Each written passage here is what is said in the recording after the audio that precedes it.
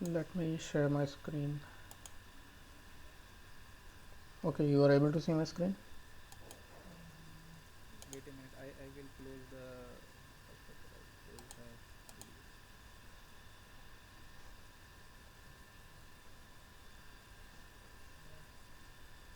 No, I am not able to see your screen. Yes, now I am able to see. Okay, great.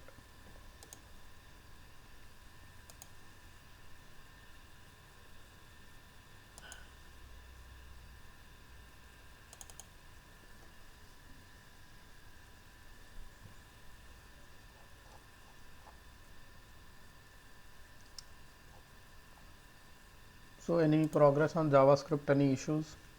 Yes, I have some issues in the functions. When I create a functions, I have some issues. I will show you. Uh, Okay, so do you want to start off with the doc, deck, or do you want to discuss the issues first? After that, no problem. Okay, sure. So, yesterday we started off with hashes, Yes. right? Yes. And what we were saying was hashes are important to understand the sanctity of data.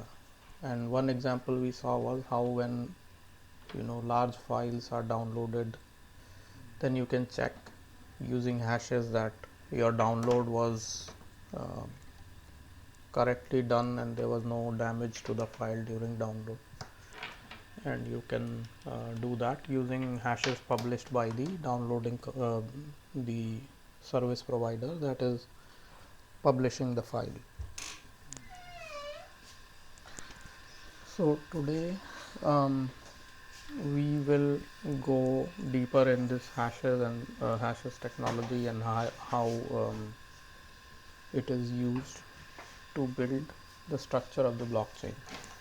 So early on we had talked about how um, blockchains are tamper proof. Yes. What we will study with hashes is how are they made tamper proof. Sorry. Okay. So the example blockchain we will pick up is the Bitcoin blockchain. It's very easy to understand and visualize how hashes are used in Bitcoin blockchain. Mm. So in Bitcoin blockchain, we have what is called secure hash algorithm version 2 or SHA-2, which is also called SHA-256. It's a special kind of an algorithm. It creates, so it's similar to the one that we saw earlier with hashing ABCD and space and stuff like that. And I'll show you how it works. I've created a very small library to create hash of um, any text. Mm. Uh, how it works at a very high level, again, I'll not go in depth because that will take a lot of time. It creates blocks of messages. So let's say if I want to create a hash of ABCD, Mm. then first uh, it will convert it into bits, and then it will, yeah, and then it will divide those bits into um, 8 blocks. 8 blocks. Okay. So it depends on how many blocks can be created on the length of the input. Um, so we just talk about ABCD, then there will be certain number of blocks. I'm not saying 8 blocks. Mm. Um, and then let's say if it's less than, if the input is so small that you cannot create blocks at all, then it pads the input and creates at least one block. Mm. And then it pre-processes that whole process is called pre-processing, and then it creates some uh, uh, as I said, creating or two's complement in a sequence that creates output from that each block. So if that, let's say there are n blocks, then it's going to create an output for each block after going through each bit and ORing it with the previous bit and then creating 2's complement of that entire block, and then it compresses the block and then applies 6 steps. Those 6 steps ensure uniqueness and the length of the output. So I'll not go into each of those 6 steps, very complex. It's one of the most popular hash algorithms. You'll find it used in lot of other places apart from blockchains. We saw one used yesterday. SHA-256 is also used for digitally signing documents. I'll talk about how that is done. But now let's understand. So we've understood what properties hash functions have. Now we will see how they are used in blockchains. So before that, we'll have to see what blockchain means. So I'll skip a few slides and tell you what is a block. And this is, although it's about Bitcoin blockchain, but this is a format that's there in most of the blockchain platforms. One thing I want to ask, yes. Yesterday you told me that the hash length is of the 64 character length. Hmm. तो मतलब कि इसका ये कि अगर कोई भी कितनी भी बड़ी फाइल्स हो तो वो उसी 64 कैरेक्टर लेंथ में ही आएगी, या उस पर भी डिपेंड करता है कि अगर मेरे पास डाटा कितना भी बड़ा है या छोटा है, उससे डिपेंड करता है? हाँ वही तो, it will always be 64. That is the beauty of hash processing. उसमें as I said, you can put 15 gigabytes of data. 15 gigabytes में मतलब एक पूरी लाइब्रेरी आ सकती है बुक्स की, उसका भी 64 आएगा, और आप उसमें सिंपल एक स्पेस डाल दो, उसका भी 64 आएगा. 64 तो क्योंकि ऐसे मैं कल पढ़ रहा था तो उसमें जो 64 बिट्स है उसमें जैसे उसमें लिखा हुआ था A to F तक है और 0 to 9 तक के वर्ड्स को मिक्स करके ये SHA-256 बनाया जाता है.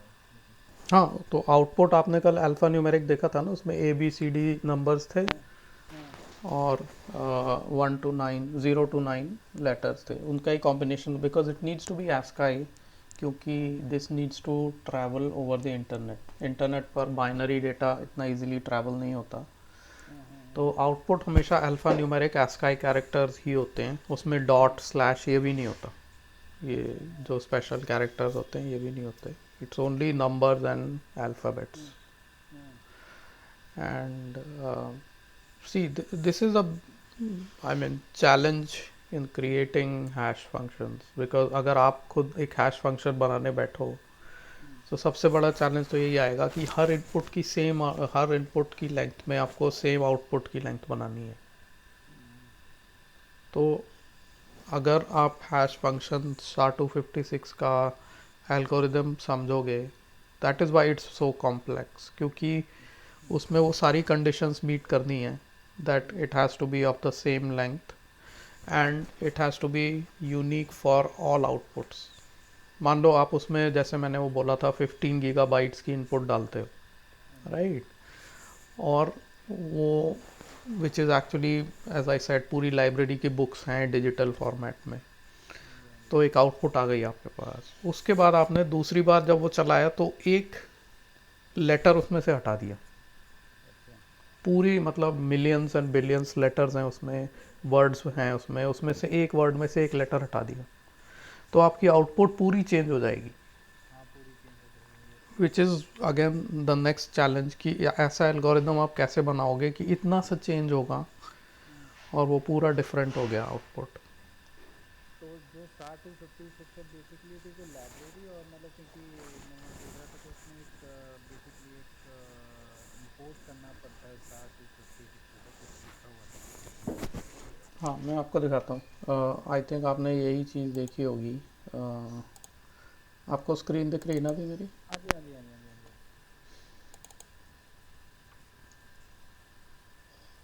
जी. आपने यही इंपोर्ट देखा होगा, इसका इंपोर्ट, राइट. अगर आप इसको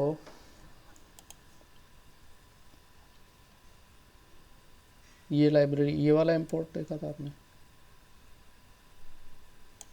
नहीं, मैंने इस पे नहीं, मैं एक्चुअली एक वीडियो था ब्लॉक बिटकॉइन का, तो उसमें लिखा हुआ था इंपोर्ट SHA-256 करके ऐसे लिखा हुआ था। हाँ, तो वो चीज़ जैसे इसमें इंपोर्ट की हुई है मैंने। ये जो HTML फाइल है ना, अब तो आपको समझ आ जाएगा क्योंकि you are already working on JavaScript and HTML। तो मैंने ये एक टूल बनाया हुआ है, इसमें SHA-256 की ये लाइब्रेरी JS फाइल, ये वाली नहीं, वेट, हाँ, ये सर, इसी तरह का ही फाइल है SHA-256। ये कहाँ गया इंपोर्ट? ये रहा स्क्रिप्ट सोर्स ये रहा आपका। ये jQuery है। ये दिख रहा है आपको इंपोर्ट SHA-256? हाँ जी, हाँ जी, हाँ जी। इसको अगर आप चलाते हो तो इससे आप देख सकते हो कि SHA-256 क्या आउटपुट देता है। जैसे अगर मैं आपका नाम लिखता हूँ तो इसका ये आउटपुट आएगा। ओके। अगर मैं कोई बहुत लंबा सा कैरेक्टर लेटर इसमें डालता हूँ तो उसकी आउटपुट लेंथ सेम रहेगी, बट देखो आउटपुट चेंज हो रही है, राइट? सॉरी, देखो, राइट। अब इसमें अगर मैं छोटा सा स्पेस भी डाल देता हूँ ना, let's say I remove everything, एक खाली एम्प्टी स्पेस की भी ये आउटपुट है। अगर मैं एक लेटर डाल देता हूँ उसकी ये आउटपुट है। अगर मैं लेटर नंबर ऐसे डालता हूँ, और इसमें मैं बहुत लंबी चीज़ भी डाल सकता हूँ कोई, फॉर एग्जांपल ये बहुत लंबा सा मैं पूरा कॉपी कर लेता हूँ। अब ये मतलब इट्स रीजनेबली लॉन्ग, तब भी इसकी output is the same. Same. तो this is using a library called SHA-256.js, और इस लाइब्रेरी को मतलब जो एल्गोरिदम में डिफाइंड है वो सारा इस लाइब्रेरी में इम्प्लीमेंट होता है। इसका अगर आप कोड देखो तो मतलब इट्स कॉम्प्लेक्स, एक्चुअली ये तो मिनीफाइड है तो समझ में भी नहीं आएगा, but let me open it for you. इसमें ये देखो, एक एक ब्लॉक को, ये this is called dropping of bits, तो एक एक ब्लॉक निकाल कर it's pulling of bits, and then मतलब all of this is that complexity that I was talking about कि ओके। अच्छा। it's able to, बस हमें तो इंपोर्ट करना है बेसिकली, हमें तो। हाँ, तो अगर आपको चलाना है, let's say you want to create a tool to create hashes, तो आपको ये लाइब्रेरी इंपोर्ट करनी पड़ेगी। बस। ठीक है।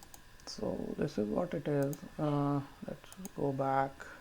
Now we come to the realm of blockchains कि blockchain में ये hash क्या करता है। So first thing that we need to understand is, चलो मैं एक दूसरी स्लाइड निकालता हूँ, उसमें थोड़ा बेटर है। one moment.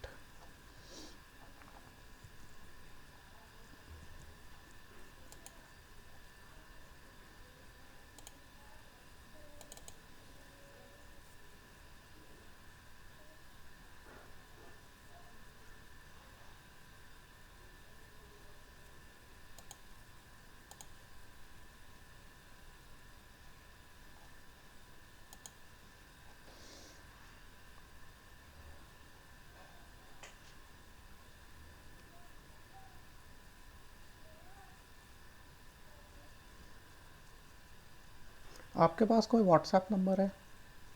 हाँ, व्हाट्सअप नंबर है मेरे पास। आप वो मेरे को, या तो मेल, बिकॉज अगर मेरे को कोई इन्फॉर्मेशन आपको देनी हो then I can send it through हाँ, दैट। Okay okay okay. मैं इसी पे भेज दूँ आपको चैट पे? हाँ, कहीं पे भी भेजो।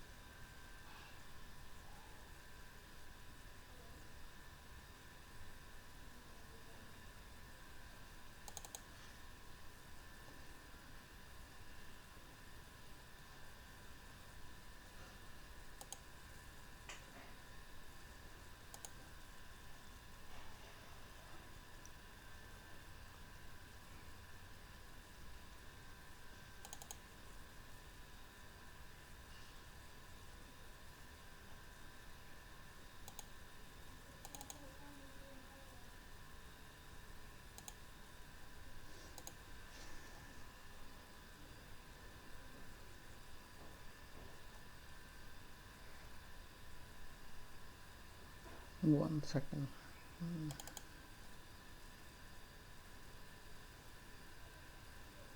Let's stick to this one only. Oh, wait.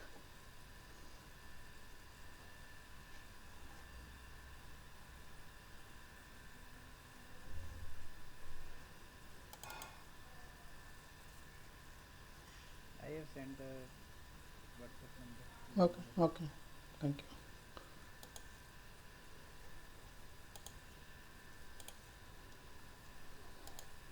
Let's stick to this one only. वो दूसरा वाला थोड़ा complex है. So what happens in Bitcoin blockchain is that, or in any blockchain, is that it accepts transactions. So when we were in that demo class, I had explained you the similarity between banks and blockchains, right? Where I talked about a ledger. एक laser होता है bank में, उसके अंदर आपकी पूरी activity record होती है. Similarly, blockchain is also a ledger that records your activity. In case of Bitcoin, it's a simple financial ledger जो आपका बैलेंस मेंटेन करता है और आपकी ट्रांसफ़र एक्टिविटी रिकॉर्ड करता है. Transfer could be basically receiving Bitcoin and sending Bitcoin. इस दो ही चीज़ें होती हैं उसमें. एंड देन जो रिसीव और सेंड की एक्टिविटी है उसका रिज़ल्ट होता है कि आपका बैलेंस या तो बढ़ेगा या कम होगा. तो वही वो रिकॉर्ड करता है कि मान लो आपके पास 5 बिटकॉइन थे, आपने एक ट्रांजैक्शन किया जिसमें 2 बिटकॉइन किसी के पास चले गए, तो अब आपका बैलेंस जो उस ट्रांजैक्शन का आउटपुट है वो हो गया 3. फिर किसी ने एक ट्रांजैक्शन किया और आपके पास 1 बिटकॉइन आ गया, तो उस ट्रांजैक्शन का आउटपुट ये हुआ कि उसका जो बैलेंस था B, वो 1 बिटकॉइन कम हो गया और आपके पास 4 हो गए. So each transaction gives an output. Output is किसी का बैलेंस बढ़ेगा, किसी का कम होगा. बैंकिंग टर्म्स में balance coming down is debit and balance coming up is credit. This is what happens as a result of. पूरा लेजर मेंटेन करेगा. हाँ, और ये पूरा लेजर मेंटेन्ड होगा on the Bitcoin blockchain, right? Now the structure of the blockchain is that each of these transfers, which is जिसमें कि एक तो to होगा, एक from होगा, एक amount होगा, एक टाइम स्टैम्प होगा. यही 4 चीज़ें हैं. आपको यही रिकॉर्ड करवाना है कि मैं किसको भेज रहा हूँ, किसके अकाउंट से भेजा जा रहा है, क्या अमाउंट है और क्या टाइम है अभी. ये 4 चीज़ें एक ट्रांजैक्शन होती हैं. तो एक ट्रांजैक्शन की डिटेल्स नहीं होती कि किस पर्पज़ के लिए, मतलब जैसे हम लोग जैसे मैं हम किसी के लिए अमाउंट में कुछ डालते हैं तो हम उसमें रिमार्क्स डालते हैं, या किस पर्पज़ के लिए या किस टाइप के लिए कि ट्रांजैक्शन. नहीं, वो बिटकॉइन में नहीं होता, बैंक्स में होता है. Where you can send a memo. अगर आप बैंक में ट्रांसफ़र करते हो तो आपको कुछ कैरेक्टर्स अलाउ करता है कि आप बता दो किसके लिए है ट्रांसफ़र. बट बिटकॉइन में नहीं होता. जैसे जैसे मान लीजिए हमारे यहाँ पे जैसे हमारे अकाउंट में आती है तो उसमें आता है कि अगर मान लीजिए आजकल सैलरी आती है तो अकाउंट में तो उसमें लिख के आता है कि यार ये अमाउंट कहाँ से आया, तो उसमें लिख के आता है सैलरी क्रेडिट. तो इस तरह से वर्ड लिख के आता है कि हाँ भाई ये सैलरी का अमाउंट है. तो कल को अगर आपको किसी को दिखाना है कि हाँ भाई ये अमाउंट कहाँ से आपके खाते में आया, तो उसमें पता चल कि आप ये सैलरी का अमाउंट है. हाँ, वो यू आर राइट. रेगुलर जो बैंकिंग चैनल्स या फिर ट्रांसफ़र्स के जो सर्विस प्रोवाइडर्स होते हैं, पेटीएम वगैरह, they allow you to do that.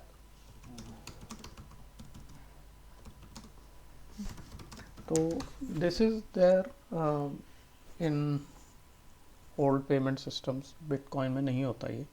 They have a very well defined structure. तो इस स्ट्रक्चर में एक तो टू होगा, एक फ्रॉम होगा, एज आई सेड, एक अमाउंट होगा और एक टाइम होगा. तो इसको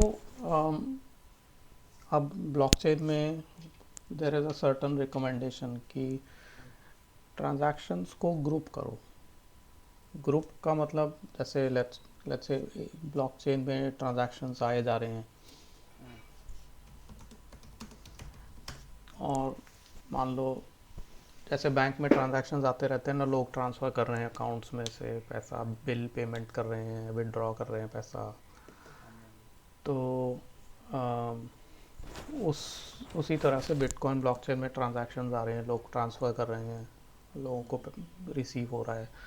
तो बिटकॉइन ब्लॉकचेन कैसे चलती है, इन ट्रांजैक्शंस को, जैसे मान लो 1500 ट्रांजैक्शंस आ गए 1 मिनट में, तो इनको ग्रुप कर लिया कि ये एक पूरा ग्रुप बन गया है, इसको अब हम एक ब्लॉक मानते हैं।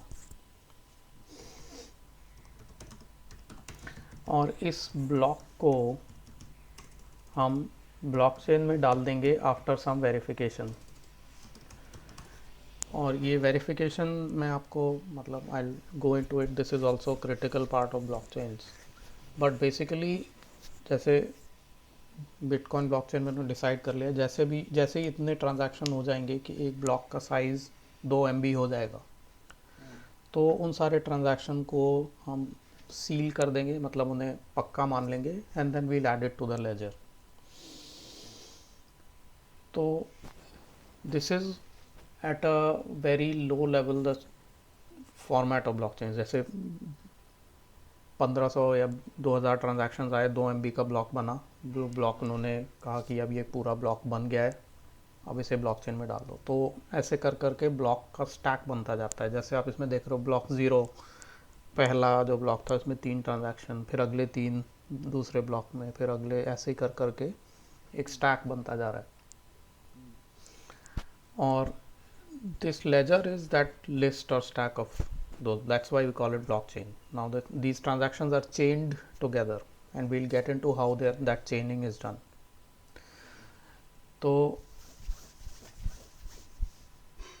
मतलब अगर आप इन डेप्थ जाओ तो हर ब्लॉक में एक ब्लॉक हेडर होता है, which is like a version, और उसमें कुछ हैशेस होते हैं, hmm, and then list of transactions. Hmm, तो इस ब्लॉक को हम्म, ब्लॉकचेन में ऐड करने से पहले एक चीज़ करते हैं, उसका, एक minute, structure,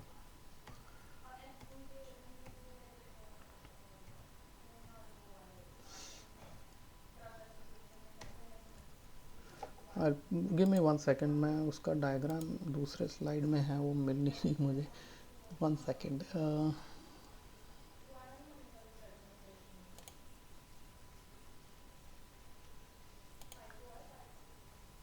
because that explains it very well कि एक ब्लॉक से दूसरा ब्लॉक कैसे लिंक होता है।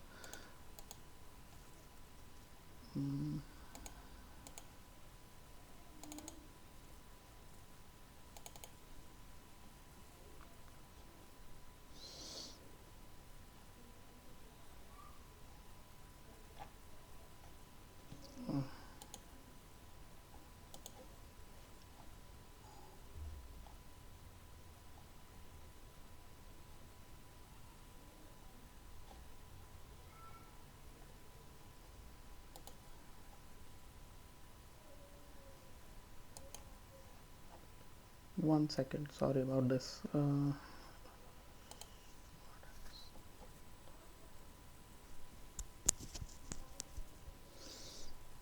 Yeah.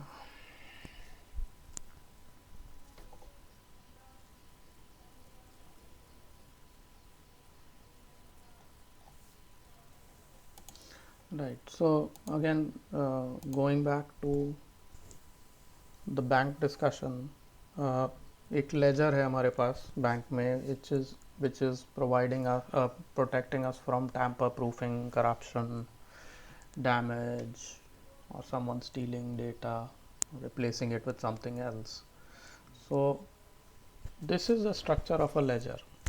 If you talk about banking, ledger में ये एंट्रीज होंगी, रवि ने 200 रुपये डिपॉजिट किए जनवरी 12 को, हम्म, दिनेश ने विड्रॉ कर लिया, दिनेश ने किसी और को ट्रांसफ़र कर दिया विद टाइम हम्म, स्टैम्प्स, ठीक है। हम्म, हम्म, तो बिटकॉइन ब्लॉकचेन में the ledger is very similar to this.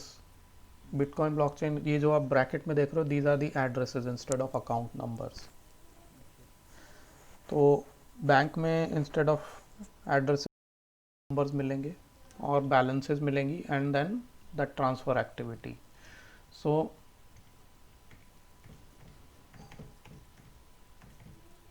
जो अभी हमने हैश वाला डिस्कशन किया था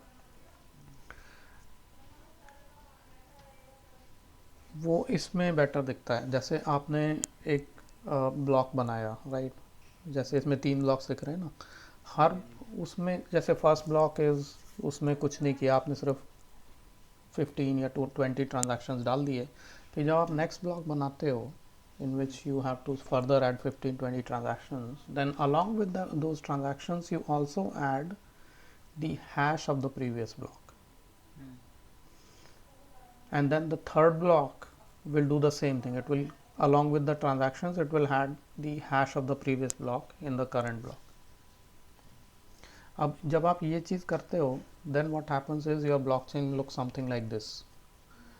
ब्लॉक में जो एक्चुअल ब्लॉक का डेटा है which is the transactions plus previous block hash, next वाले ब्लॉक में यही चीज़. तो हर ब्लॉक का एक हैश होगा और जो करंट ब्लॉक, जैसे मान लो आपकी ब्लॉकचेन 2 साल पुरानी है तो उसमें बहुत सारे ब्लॉक्स होंगे, मे बी 5000 ब्लॉक्स. तो जो अभी लेटेस्ट ब्लॉक चल रहा होगा जिसमें ट्रांजैक्शंस डाल रहे होगे आप, उसमें भी एक हैश होगा उसका. Once let's say you added 1500 transactions या जो भी इसकी कैपेसिटी, उसके बाद उसका एक हैश निकलेगा. नाउ इमेजिन द सिचुएशन कि किसी ने, मान लो 5000 ब्लॉक्स हैं, किसी ने 2000 जो ब्लॉक है जो कि ऑलरेडी बन चुका है उसमें जाकर कोई डेटा चेंज किया. बाय डेटा चेंज मीन्स कि कोई ट्रांजैक्शन था, उससे उसका बैलेंस हो रहा था 500, उसने वो जाकर 5000 कर दिया बैलेंस, अपना बैलेंस बढ़ाने के लिए विद मैलिशियस इंटेंट. तो क्या होगा कि उसका हैश चेंज हो जाएगा, बिकॉज वी नो हैशेस की ये प्रॉपर्टी है that even a small change in input changes the output substantially, right? तो मान लो उसने इस एक ब्लॉक है उसका डेटा टैम्पर कर दिया. अब ये डेटा टैम्पर हो गया, मतलब नेक्स्ट ब्लॉक जो है उसका हैश चेंज हो जाएगा, प्रीवियस नहीं मैच होगा, और उसका हैश चेंज होगा तो अगले वाले का हो जाएगा चेंज, बिकॉज उसके अंदर जो डेटा है प्लस ब्लॉक का जो हैश है that is being used to calculate next blocks hash. So what you will see is कि उसमें जो टॉप ब्लॉक आ रहा है उसका पूरा हैश चेंज हो चुका होगा, right? So then you will be able to say that this is not the same blockchain, that is the honest one. ये different blockchain है क्योंकि किसी ने इसमें tampering कर दी है. So this sequence of blocks जिसमें एक ब्लॉक का हैश, दूसरे का हैश, तीसरा, ऐसे करके चलता रहता है, this creates like a stack that cannot be damaged at all. अगर डैमेज होगा तो फौरन पता चल जाएगा किसी ने डैमेज किया है. So this is what introduces tamper proofing in the blockchain structure. लेकिन इसमें एक चीज़ था, जैसे एक तो मुझे दो पॉइंट्स मुझे आपके समझ में है. जैसे एक तो आपने बताया था ब्लॉक्स में जो है एक ब्लॉक का साइज 2 MB है, वो बिटकॉइन ब्लॉकचेन में, हाँ. ठीक है. हाँ, तो अब जैसे आपने कहा जैसे 15 ट्रांजेक्शन हम एक ब्लॉक में डाल देते हैं, 15 अगर दूसरे ब्लॉक में, तो हम ये कैसे डिसाइड करते हैं कि ये 15 या जो ट्रांजेक्शन इस ब्लॉक में आ जाएंगे वो, या अब ये बाकी जो ट्रांजेक्शन नेक्स्ट ब्लॉक में वो ऑटोमेटिक आएगा. और सेकंड क्वेश्चन ये था कि जो हम ये ब्लॉकचेन कर रहे हैं तो जब कोई भी मैलिशियस है तो वो मेनली ठीक है, वो अगर वो चेंज करेगा तो बाकी के जो हैश होते हैं वो चेंज होते हैं, तो वो, लेकिन जब ये टैम्पर प्रूफ है तो ये चेंज कैसे होगा, मतलब ये दो चीज़ थोड़ा सा. सो आपका जो पहला क्वेश्चन है उसमें, जैसे bitcoin blockchain, again coming back to bitcoins, उसमें क्या होता है कि जब बिटकॉइन ब्लॉकचेन स्टार्ट होती है then there is a software that is built to maintain the blockchain. Maintain मतलब उसमें वो ब्लॉक्स को कलेक्ट करेगा, ओ सॉरी ट्रांजैक्शंस को कलेक्ट करेगा, ट्रांजैक्शन का स्ट्रक्चर देखेगा, कोई गलती तो नहीं है, जहाँ फ्रॉम आना चाहिए वहाँ अमाउंट तो नहीं डाल दिया, ये सब. And then it will validate the block. Validate मैं आगे डिस्कस करूँगा. It's the process of mining. And then once validated, then it will add the block to the blockchain. This is what the software does. So all of the rules around कितना बड़ा block होना चाहिए, all of the rules around transaction का structure from to amount, ये कैसा होना चाहिए, all of the rules around इसका हैश का एल्गोरिदम कौन सा होना चाहिए, वो सारा इस सॉफ्टवेयर में है, कोडेड है. अच्छा, वो that is done by the software only. That is done by the software. Now the question is who decides कि सॉफ्टवेयर में क्या कोड होगा, राइट? तो जब ब्लॉकचेन स्टार्ट होती है, then if we take example of bitcoin blockchain, तो उसमें जो उसका स्पॉन्सर था Satoshi, he decided that these are the rules that this blockchain is going to follow, and then he coded those rules in the software. After that, this software was downloaded by a lot of people and they became a part of the blockchain. So that is how these rules were accepted by a wider network. So I'll get into how the blockchain network is built at the level of the blockchain, at the level of the data. This is how tamper proofing is done. So your second question is कि आप अगर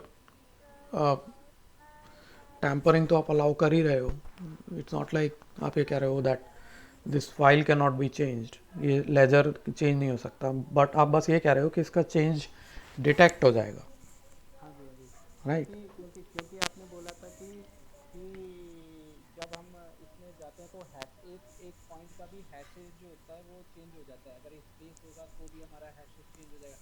आप कोई भी malicious person जो होगा वो millions और मिलियंस मतलब उसको चेक करेगा कि यार कौन सा हैशेज मैच करेगा, तब जाके कुछ आपने कल बताया था वो टैम्पर्ड होगा.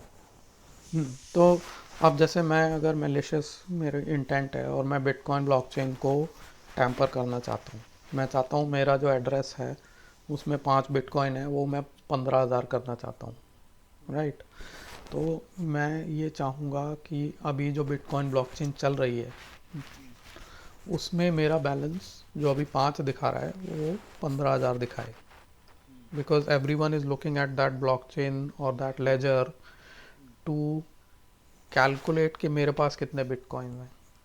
अगर मेरे पास 1500 बिटकॉइन होंगे तो मैं 1500 बिटकॉइन बेचकर उतने ही डॉलर्स कमा सकता हूँ, right? And the only way for me to have 1500 bitcoins is either someone sends them to me और I change the balance, right? Bitcoin की जो ब्लॉकचेन है that's available for anyone to change, कोई भी उसमें जाकर कुछ भी चेंज कर सकता है. Now, to answer your question, we'll have to take a step back and understand कि blockchain पूरा जो उसमें how is blockchain read and distributed, how is the blockchain network built. तो क्या होता है, हमने जब आपका मैंने डेमो वाला क्लास लिया था तो एक और चीज़ डिस्कस की थी that blockchain is also indestructible. Indestructible. By indestructible what I meant was कि जैसे अगर एक regular database है which is being run by a bank, right? और कोई natural disaster आता है, banks normally अपना डेटा एक डेटा सेंटर में रखते हैं which is a very big server facility जिसमें बहुत सारी सिस्टम्स होते हैं विच आर कनेक्टेड एंड उसमें बहुत सारी पॉलिसीज़ मेंटेन्ड होती हैं कि ये बैकअप रहेगा सर्वर, ये सर्वर और ये 3 सर्वर सारा लोड लेंगे and all of that, right? But let's assume कि कोई उस डेटा सेंटर में बाढ़ आ जाती है, all your data is lost because वही डेटा की कॉपी रखी थी, 15 सर्वर में थी, 30 में थी, दैट डजंट मैटर. पूरा डेटा सेंटर अगर डिस्ट्रॉय हो गया देन इट्स गॉन, राइट? तो नॉर्मली क्या होता है, फिर बैंक्स या बड़ी कंपनीज अपना डेटा दो डेटा सेंटर्स में रखती हैं और they are very very far apart. जैसे गूगल है, गूगल अपना डेटा सेंटर गूगल क्यूब्स में रखता है। Google cube is a very big container जिसमें बहुत सारे सर्वर्स होते हैं, और गूगल क्यूब्स दुनिया भर में कई जगह स्टेशन हैं, they keep the same data. तो but if we think about it, अगर जैसे दो डेटा सेंटर्स हैं या तीन हैं, तब भी दे आर स्टिल ससेप्टेबल, क्योंकि हो सकता है दोनों कुछ ऐसा हो कि पूरी एक कंट्री में आ जाए कोई प्रॉब्लम और दोनों डेटा सेंटर ऑफलाइन हो गए, then your data is gone, आपके सारे बैलेंसेस गए।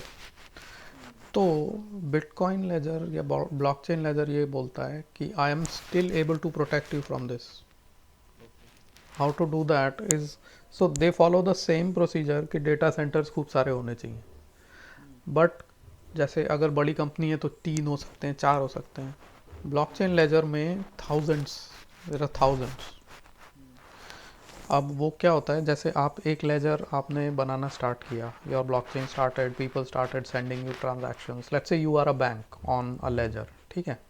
आपने बोला कि मैं बिटकॉइन का बैंक बना रहा हूँ अपना, और मैं एक नई ब्लॉकचेन बनाऊंगा, it will be called Alok chain, और उसमें आप अपने ट्रांजैक्शंस भेजो, मैं उसका रिकॉर्ड रखूँगा, आप इसे ट्रांजैक्ट करना। तो अगर आप वो अपने कंप्यूटर पर करते हो, then you have the same problem कि वो डिस्ट्रॉय हो सकता है, क्रैश हो गया तो आप क्या बोलते हो कि आप इस नेटवर्क का पार्ट बनो, आप भी इस लेजर को डाउनलोड कर लो, और may be your network becomes so big कि उसमें 15,000 लोग आ गए, and not just in India, world wide, which is the situation in bitcoin. Bitcoin का लेजर जो है, that is distributed all over the world, which means कि अगर आप एक पूरी कंट्री भी अगर ऑफलाइन हो जाती है तो भी बिटकॉइन को कोई फ़र्क नहीं पड़ता, because there are copies of bitcoin ledger everywhere.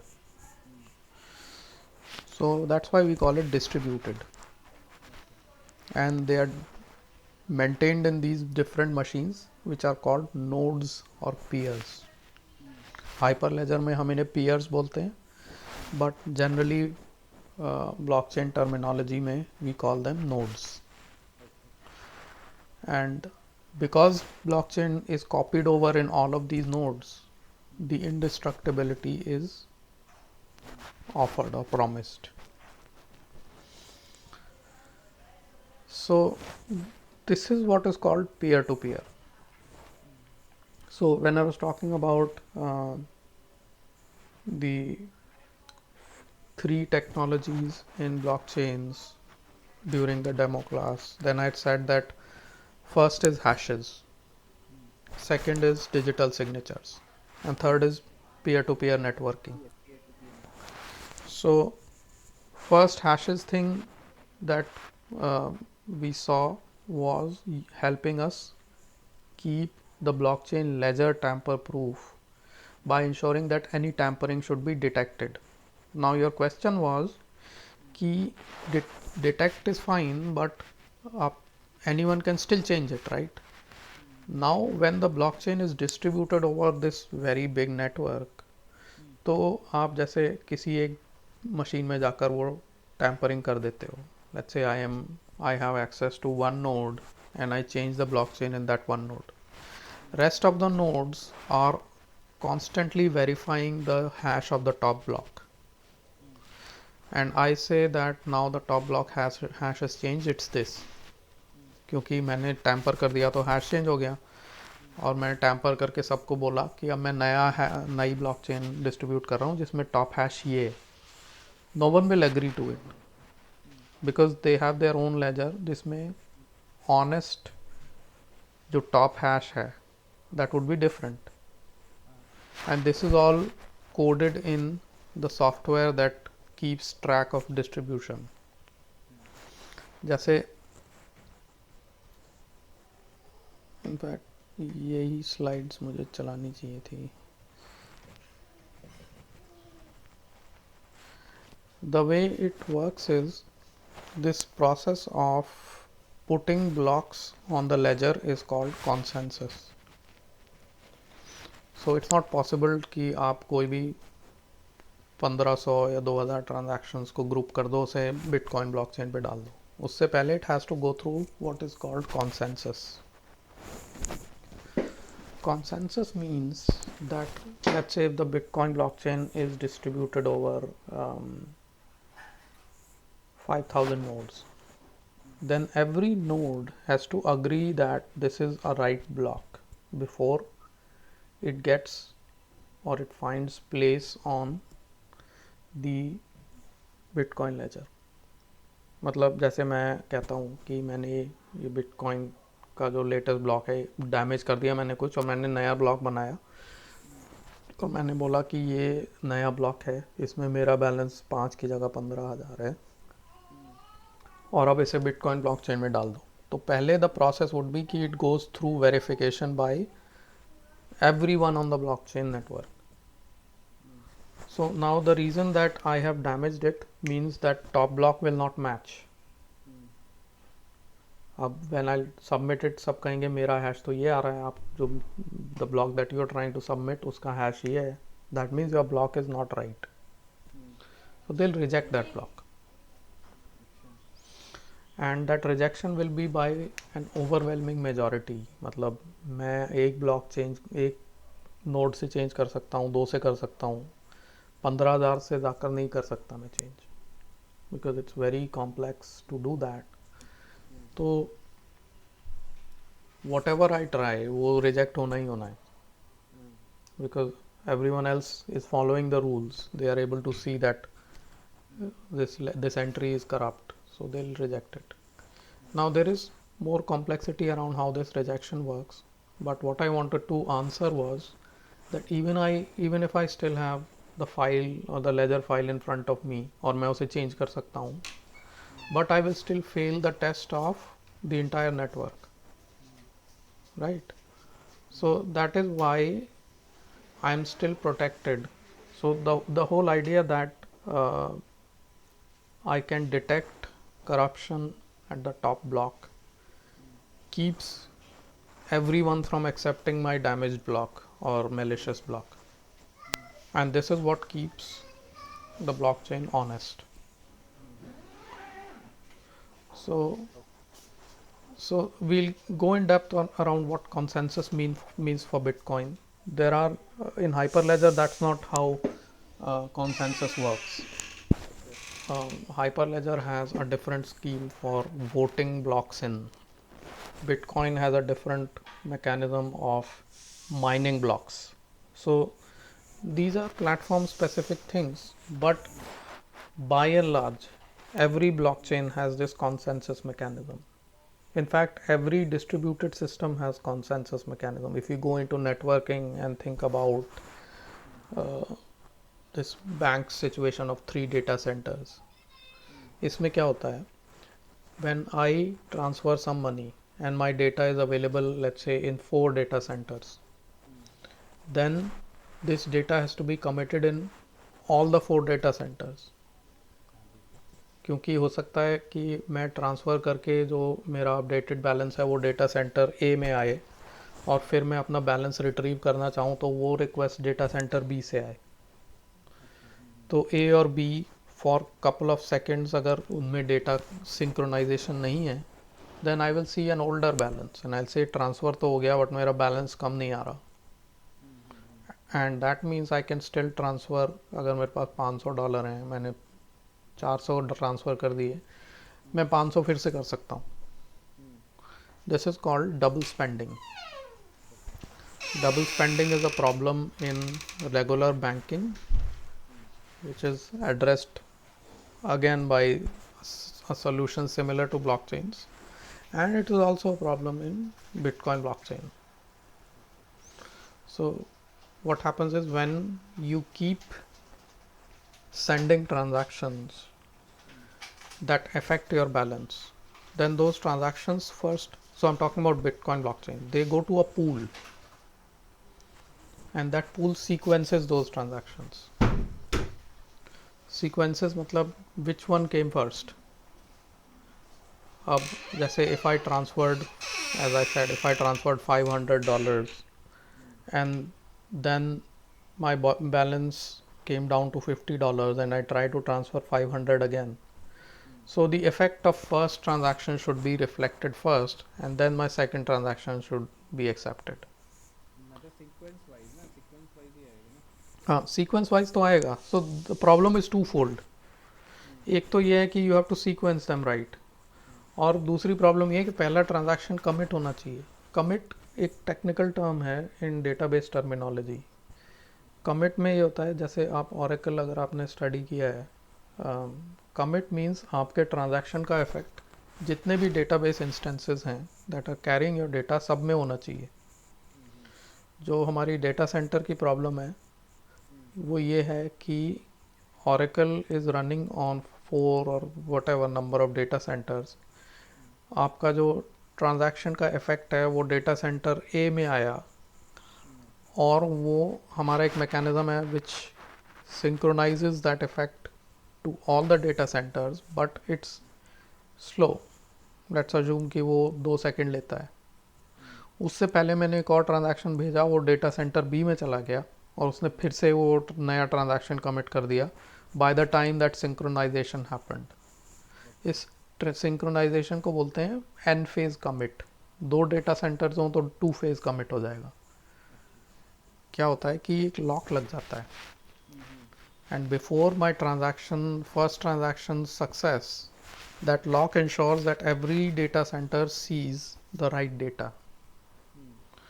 तो अगर जैसे मेरे पास सिर्फ 2 डेटा सेंटर हैं, देन 2 फेज कमिट सेज कि एक डेटा सेंटर जिसके पास वो रिक्वेस्ट आई है, वो डेटा सेंटर की रिस्पॉन्सिबिलिटी है कि वो 2 फेजेस में उस ट्रांजैक्शन को कमिट करेगा. एक तो वो अपना डेटा अपडेट करेगा और दूसरे डेटा सेंटर को सिंक्रोनाइज करेगा before actually confirming that this transaction is submitted.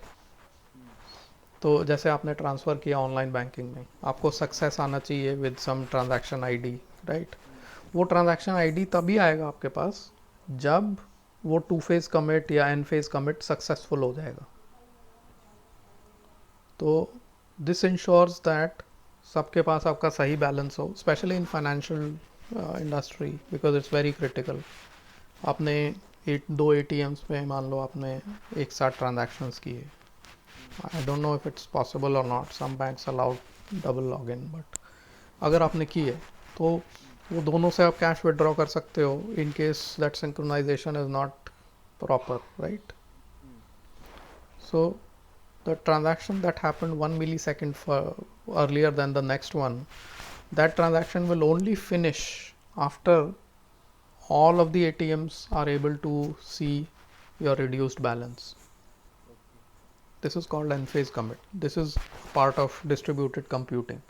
This problem or this situation is also there in bitcoins or in any blockchain.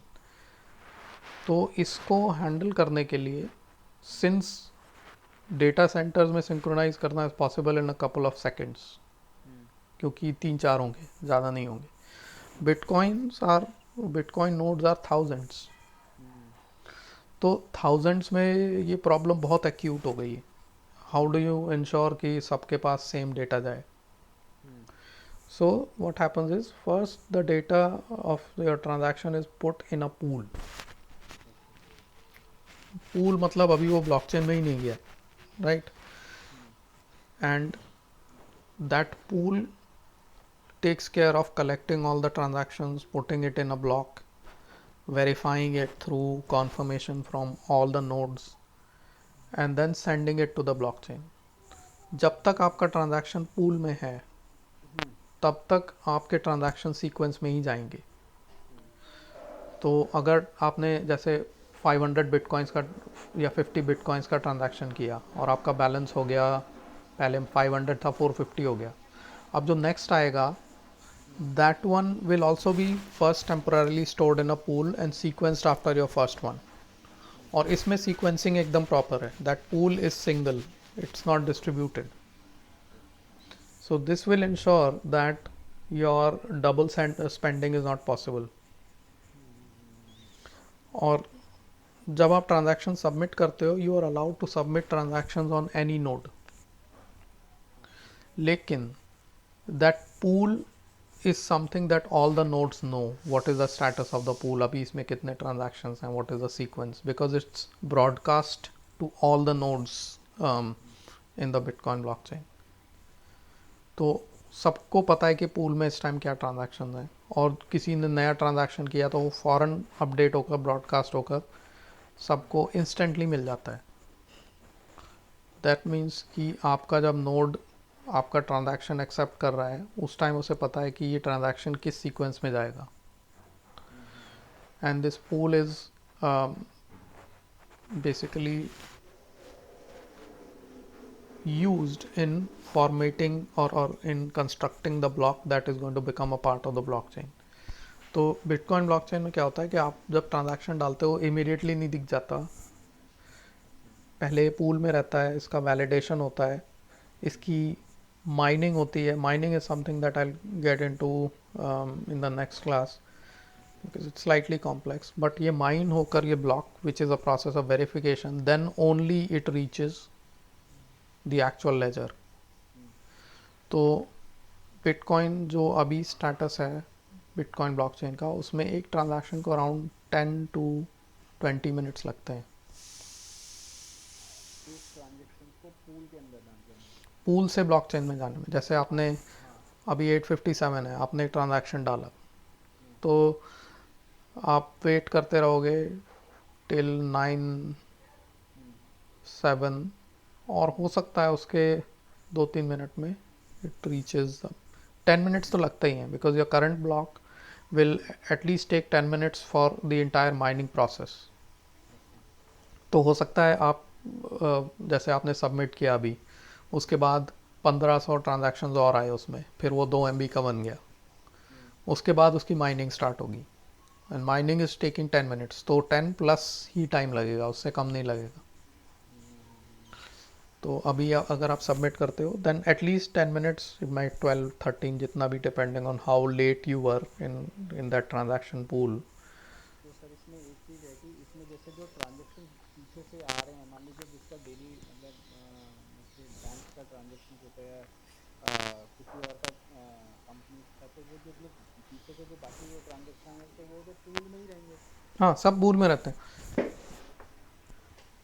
सब पूल में रहते हैं. जब तक वो ब्लॉकचेन में मतलब जब तक वो एज ए लेज़र नहीं बनेगा तब उसमें नहीं आएगा, तब तक कि वो 10 मिनट तक मतलब वो माइनिंग ना हो जाए जब तक. हाँ, तब तक वो पूल में ही रहेंगे. Couple of things already happen. जैसे आप पूल में डालते हो तो ये वो पहले ही चेक कर लेता है software that you have enough balance. मान लो आपके पास 5 बिटकॉइन है, आपने ट्रांजैक्शन डाला 10 बिटकॉइन का, तो पूल में जाने से पहले ये चेक हो जाएगा कि आपके पास 5 हैं और आप ये ट्रांजैक्शन नहीं डाल सकते. That validation is done. But once it's in the pool फिर वो जाएगा ही जाएगा. कब जाएगा इज व्हाट्स इम्पॉर्टेंट. मतलब ये नहीं होता कि वो फेल हो जाए फिर ट्रांजैक्शन. एंड बेसिकली हर बिटकॉइन हर ब्लॉकचेन में ऐसा नहीं होता. Some blockchain like Ethereum blockchain है, that is faster, takes around I think 30-40 seconds. There are other blockchain types जैसे जो private blockchains होती हैं, one of them is Hyperledger. उसमें it's still very fast. मतलब उसमें you can submit it within 2 or 3 seconds also if your network allows that. Bitcoin में rules are very strict. मतलब rules are strict in all blockchains but Bitcoin में those rules cannot be changed. Bitcoin में ये rule लिखा हुआ है that your transaction will be confirmed by the entire network before it reaches the blockchain, which means entire network जितना भी time ले रहा है वो लेगा ही लेगा, उससे पहले काम नहीं हो सकता आपका. तो this process of validating the block and then accepting it is called consensus. As I said कि बिटकॉइन में एक यूनिक कॉन्सेंसस मैकेनिज्म यूज होता है which is called proof of work. There are other consensus mechanisms as well which are easier to understand. So I will start off with a very simple consensus mechanism जो कि hyperledger वगैरह में use होता है, but the most complex one is Bitcoin one.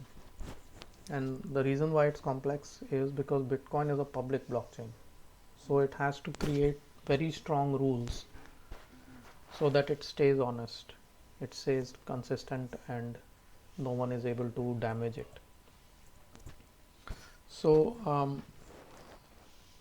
right now, let's say if we want to understand what consensus means, it is very similar to an election. What you have to do is, you have to, let's say you have a set of nodes जिसमें the blockchain is distributed, okay, then you will elect a subset of that blockchain network, and that subset would be called a voter subset. Voters are people who or nodes that are able to vote on the block. जैसे 15 node की Hyperledger की blockchain है, okay, then the consensus process would first select maybe 5 or 7 voters who are eligible to be voting for a particular block. फिर जब transaction से एक block बनता है, only these 5 or 7 people are allowed to say yes or no on that. Now this is the difference between private and public blockchains, because what we are saying by elections is that we trust these 5 or 7 or 10 voter subset. We are saying that these are honest people, and when they say yes to a block, then we should accept that block. Bitcoin does not say that. Bitcoin does not believe in elections. Bitcoin says, instead of elections, what I'll say is, I want all of the people who are willing to vote for a block to submit to me a proof that they have executed some complex process. The Bitcoin does not say what that complex process is, but that complex process will ensure that they have the ability to vote. Now I will stop here because वो जो consensus mechanism है, that is the core innovation of blockchain, and I want to spend more time than what we have left for today. So I will take a stop here. अभी what I would suggest is जो आपकी JavaScript की problem है ना, आप वो उस document में डाल दो अंडर 24 मार्च. उसमें मैंने मतलब हेडिंग बनाई हुई है, और जो भी हमने लास्ट टाइम किया था वो मैंने उसमें लिख दिया है. This will keep a track of हम जो जो करते जा रहे हैं. उसमें आपको आप चेक कर लेना, एडिट राइट्स होंगे आपको. तो जावास्क्रिप्ट के आपके जो इश्यूज़ है ना, वो फंक्शन वाला जो आप बता रहे थे, उसमें आप डाल दो कि ये मेरे को इशू आ रहा है. वो मैं एक मिनट देख सकते हैं? हाँ हाँ श्योर, बताओ. अगर हाँ हाँ बताओ बताओ. एक मिनट शेयर करता मेरे को स्टॉप करना पड़ेगा पहले. हाँ हूँ।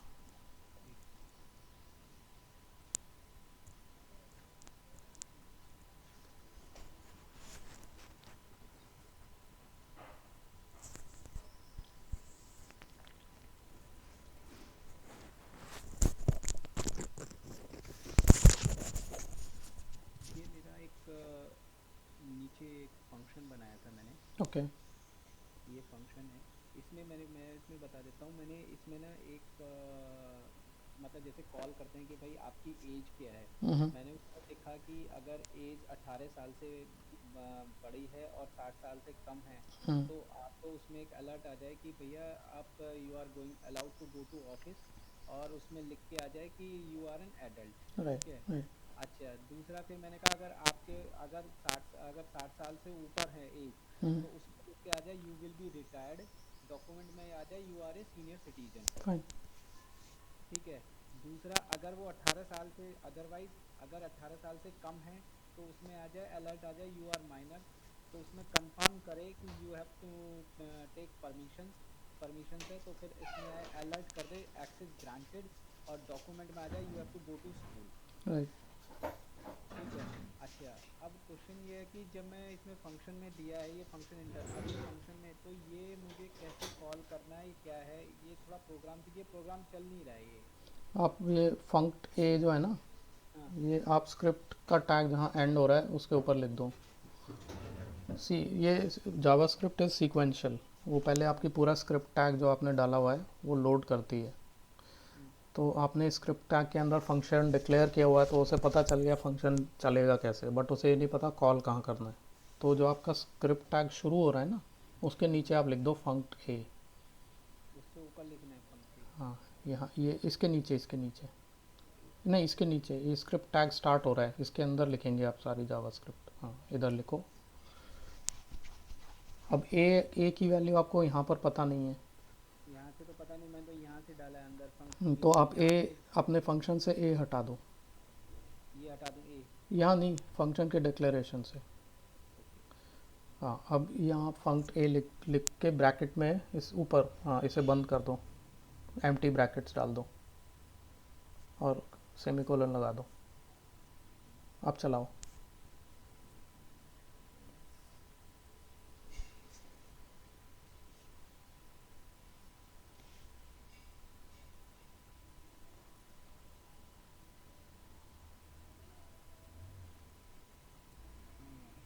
आप टॉप राइट पर जो एरोज वो दिख रहा है ना आपको, डॉट्स, ब्राउज़र में हाँ जी हाँ जी। डॉट्स को सेलेक्ट करो। एक नहीं, इसमें नहीं, उस, हाँ, इधर ऊपर टॉप राइट में डॉट्स दिख रहे हैं ना, इसको, हम्म, इसमें आप मोर टूल्स दिख रहा है आपको, हाँ जी मोर टूल्स। इसको सेलेक्ट करो। इसमें डेवलपर टूल्स दिख रहा है आपको सबसे नीचे, हाँ, इसे सेलेक्ट करो। ये इसमें आपको एरर्स दिखाएगा। अनएक्सपेक्टेड टोकन, लाइन नंबर 25 पे जाओ आप।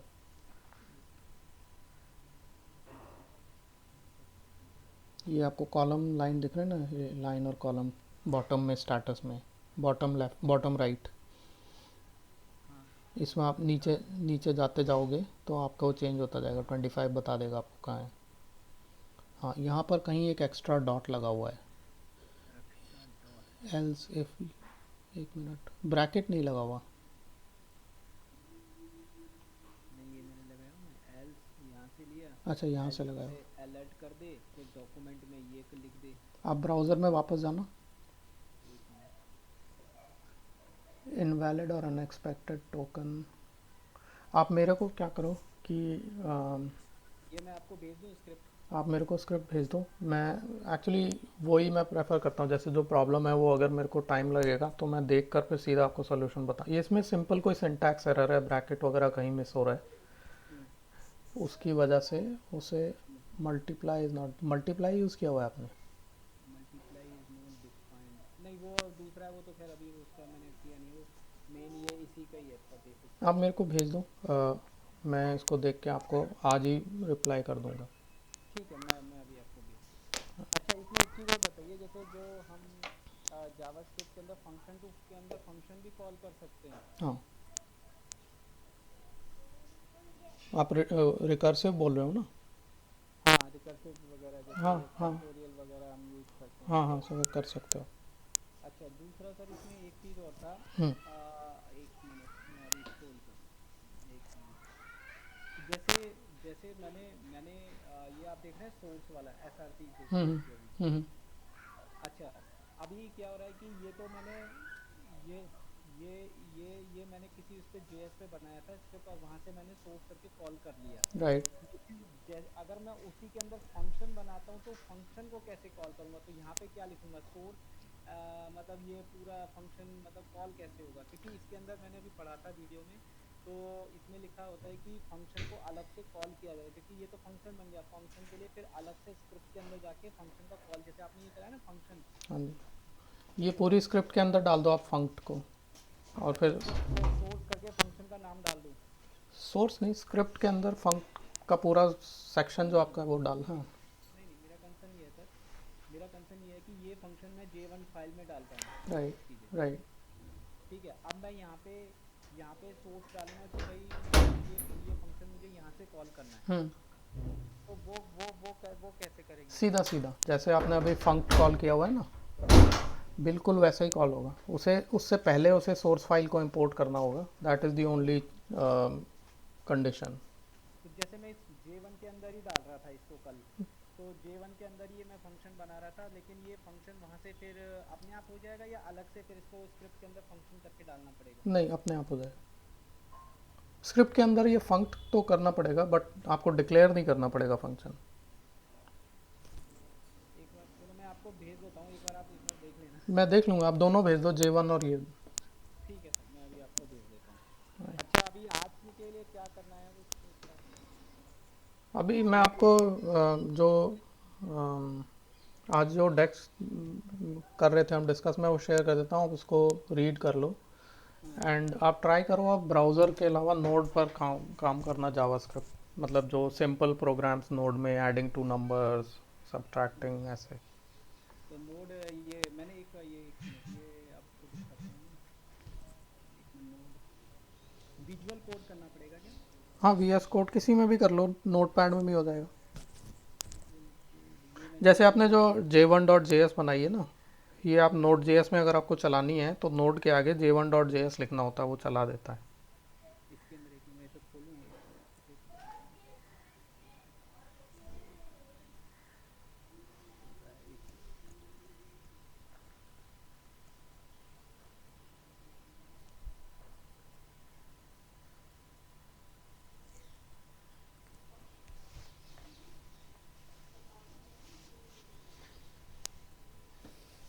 अब कहाँ जाके फाइल में गए,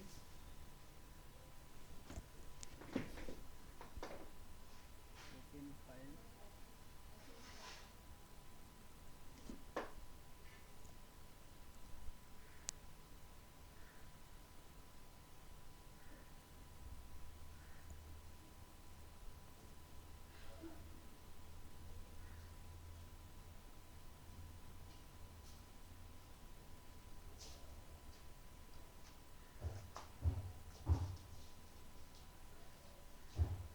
ये फाइल को हम इसके अंदर ओपन करते हैं,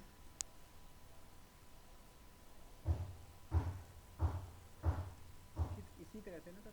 हाँ बिल्कुल, बट ये फंक्ट एक्स इक्वल टू फंक्ट, ओके। हाँ, स्ट्रक्चर यही होगा। अब इस फाइल को आप सेव करके, मतलब कोई सिंपल सी चीज़ लिखना पहले इसमें, और उसे नोड जेएस में चलाने की कोशिश करना। Direct. Direct node JS J1 या जो भी फाइल का नाम है .js, उससे वो चला देगा उसे। तो उसमें ब्राउज़र के एलिमेंट्स यूज़ नहीं हो पाएंगे, that you have to remember. तो आप नोड जेएस का जो आपका वेब 3 वाला ट्यूटोरियल है ना, वेब 3 स्कूल्स वाला, उसमें लिखा होगा कि वो कौन कौन से एलिमेंट्स नोड में चल सकते हैं। तो आप वो बेसिक्स, मतलब ब्राउज़र में आपने कर लिया, but now focus on node, because basic हमें नोड में ही करना है। ओके, मैं नोड से स्टार्ट करता हूँ। हाँ जी, हाँ जी। ठीक है, मैं नोड से ये एक देख लेता हूँ वीडियो क्या हाँ, यहाँ पे। नहीं चले तो आप बता देना, मैं आपको नेक्स्ट टाइम नोड पे चला के दिखा दूंगा कैसे चलेगा। ठीक ठीक ठीक ठीक ठीक ठीक है। ठीक है, मैं आपको व्हाट्सएप करता हूँ कल टाइम मेरे पास कौन सा है। वैसे तो मॉर्निंग ही सर सही है। मॉर्निंग का ही करिए, क्योंकि एक्चुअली क्या होता है मेरा जो है ना, फिर एक्चुअली ऑफिस टाइम रहता है, तो वो थोड़ा फिर हैक्टिक हो जाता है मेरे लिए। ठीक है, ठीक है। तो मैं अगर ये, क्योंकि 8 से 9:30 मेरा जो टाइम है, मतलब फ्री है। मेरा फ्री टाइम है, मतलब कोई वो नहीं रहता है। ठीक है, नो प्रॉब्लम। ठीक है ना? ठीक है। ओके।